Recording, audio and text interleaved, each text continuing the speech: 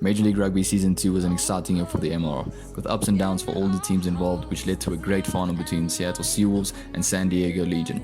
And with all my exams being done and with nothing to do at home, I decided to make an analysis video of that final.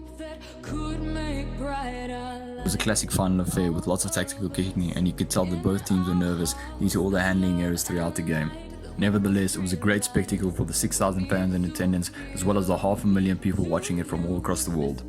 So how did the Seattle Seawolves manage to claim the second successive title?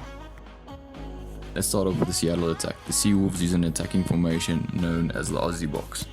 It's quite a common attacking formation used by teams all over the world. Here we can see a picture of Japan using it in this year's World Cup.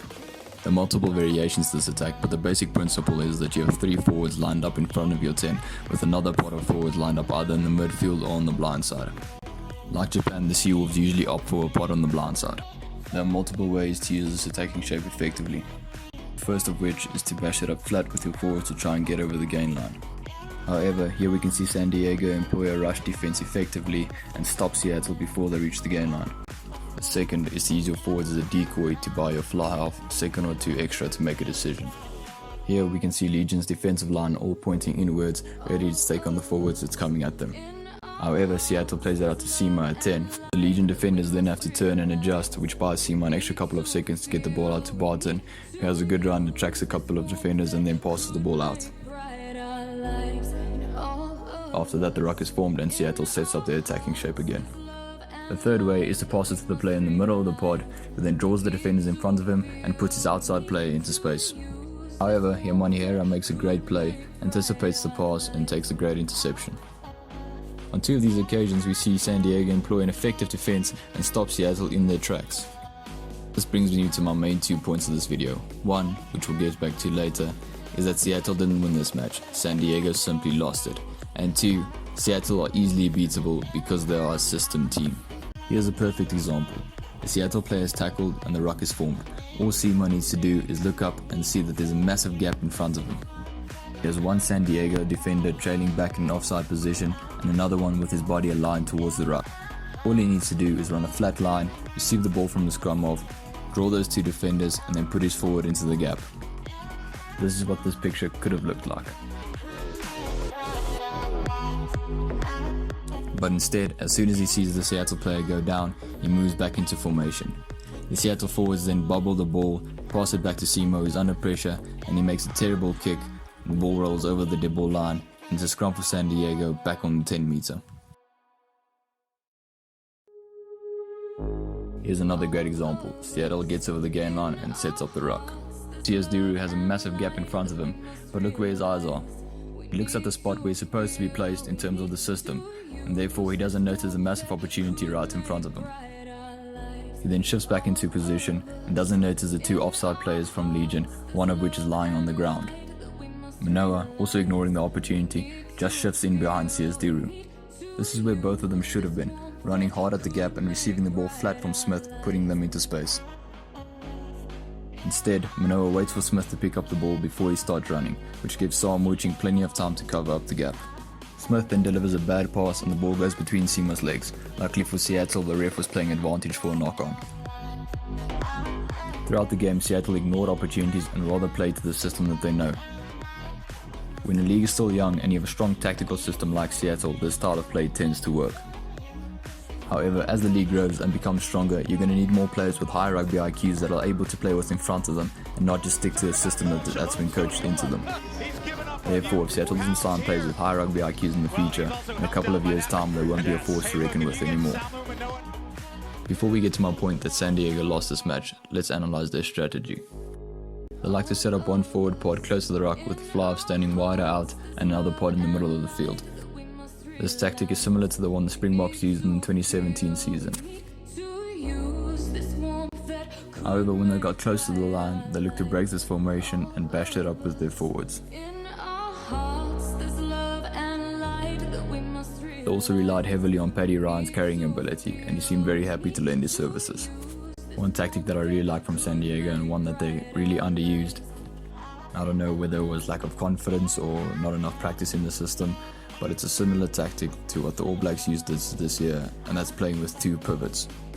And for those who don't know what it means, It basically means you have two guys on the field who can interchangeably step into the first receiver position.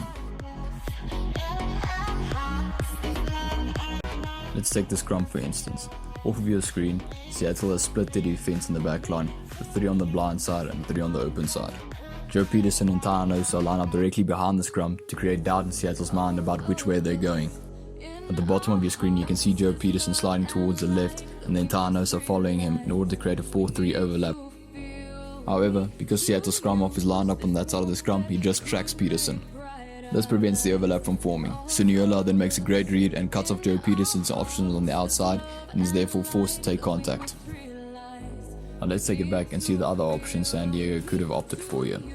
As Peterson shifts to the left, he attracts the attention of the Seattle defense because he is usually the primary receiver. So instead of following him to the left, Taanosa could have stayed behind the scrum until the last second and shot up on the right. This takes out the threat of the scrum off tracking Taanosa.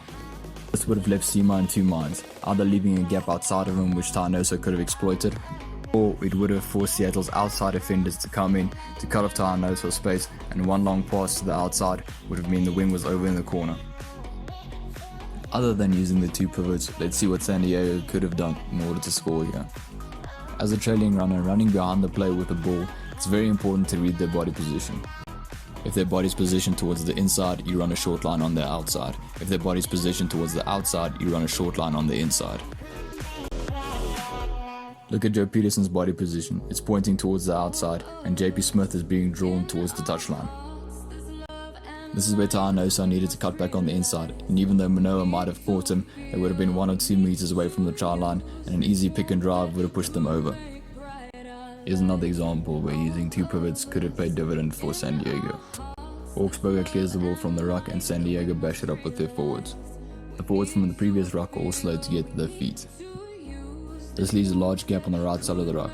Taanosa was already in first receiver position. However, as you can see on the right of your screen, Peterson is tracking across to come and take up that role. All Peterson needed to do here was hang around the forwards that were slowly getting up and try and not look suspicious. And then he could have run into the gap at pace. Even though he wouldn't have scored a try because Seattle is covering defense, he would have gotten San Diego far over the gain line. But instead he came around to the left, played the ball out, and San Diego barely made it back to the gain line. With the departure of Nick Boyer and Luke Burton coming in, we could possibly see Joe Peterson move to the fullback position and Mikey Teo move to the wing. Two flyhalves on the field could create more opportunities to use this two-pivot system. Now we'll get back to the earlier point that I made when I said that Seattle didn't win this match, San Diego lost it. Throughout the match, San Diego made small mistakes like knock-ons and allowing turnovers when they had momentum. This seriously slowed them down and allowed Seattle to remain in the match. However, the turning point came in the 71st minute and was one of the moments that allowed Seattle to win this match. Mack and Monera get into their own little scuffle, and instead of paying attention, both Dean Muir and JP Duplessis try to point the ref's attention towards what's going on. This leaves a gap around the rock which Stefan Kutsia then exploits. He makes a good 35 meters upfield and Seattle eventually go over to score, then miss the conversion and they're 1 point behind. Now we get to a very highly debated moment in the match, Joe Peterson's drop goal in the 78th minute. There have been a lot of discussion on whether this was the right or the wrong decision, but I don't think it was either and I'll explain that later. But let's explore some alternatives. There were 2.5 minutes left in the match and San Diego had the ball. They could have just held on to it and run out the clock. This was a risky option though, as they could have given up another turnover as they did throughout the match.